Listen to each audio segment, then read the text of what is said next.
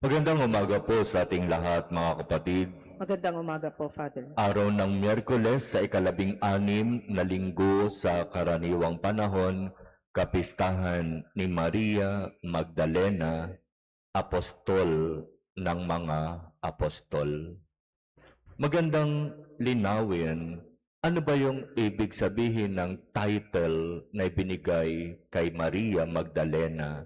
Kasi pag sinabing apostol, alam natin yon. 12 apostol.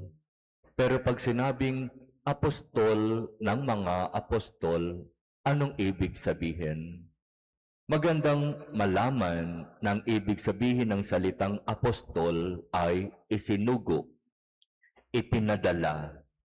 Kung si Maria Magdalena ay sinasabing apostol ng mga apostol, itong ebanghelyong ito ang sasagot sa tanong.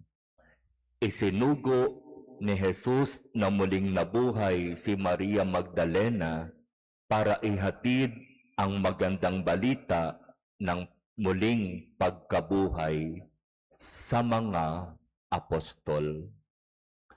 Unang ipinahayag kay Maria Magdalena ang magandang balita at nakita mismo ito ng kanyang mga mata.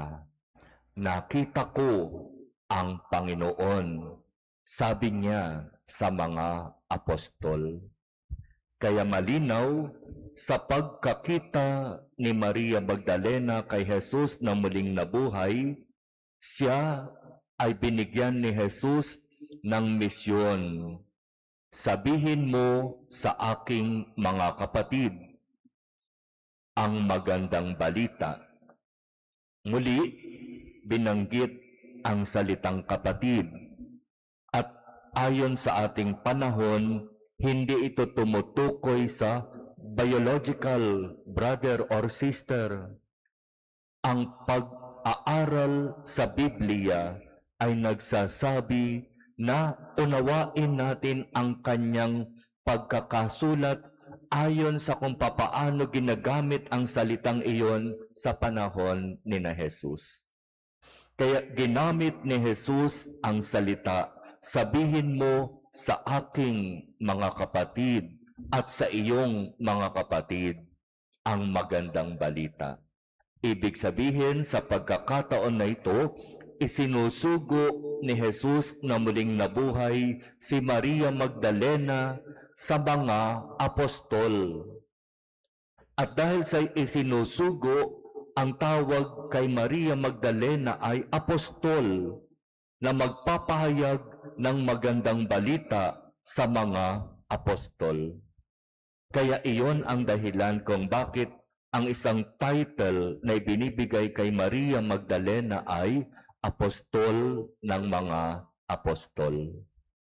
At bakit ba nagkataon na sa kanya ipinahayag ang magandang balita at siya ang sinasabing unang nakakita kay Jesus na muling nabuhay? Sapagkat sabi ng Ebanghelyo, madilim-dilim pa ng araw ng linggo, nagpunta na siya sa libingan. Siya yung nagtiyaga. Siya yung nagbigay ng oras, ng panahon. Siguro habang ang mga apostol ay nagpapahinga, natutulog, yung iba nagtatago. Pero si Maria Magdalena, hindi siya kailanman nagtago. Malinaw na siya'y tumanggap mula kay Jesus ng napakalaking biyaya. At dahil doon, lubos siyang nagpapasalamat kay Jesus, lubos siyang nagmamahal kay Jesus, kahit na si Jesus ay namatay na. Bakit linggo ng madaling araw? Sapagkat hindi siya pwedeng pumunta sa libingan sa araw ng Sabado. Iyon ay Sabbath day. Hindi pwede ang dumalaw sa libingan, hindi maaari ang magtrabaho o gumawa.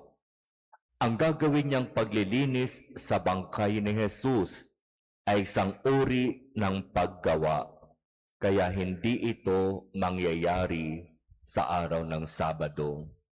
Kaya madilim-dilim pa ng araw ng Linggo, doon nagpunta si Maria Magdalena sa libingan. Lubos na pasasalamat, lubos na pagmamahal kay Jesus. Doon nagmumula ang kanyang dahilan kung bakit siya pumunta sa libingan. At dahil doon sa lubos na pagmamahal at pagpapasalamat kay Jesus, tinanggap niya ang biyaya na unang makakita kay Jesus maliban sa mga 12 apostol. Kaya mga kapatid, nandoroon ang malaking pagkakaiba. Kung tunay na tayo'y nagmamahal kay Jesus, kung totoo at tapat ang pagmamahal na yan, ipakita natin kay Jesus.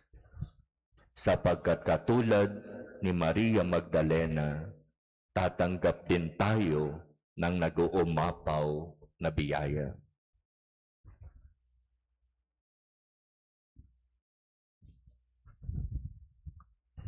Amen.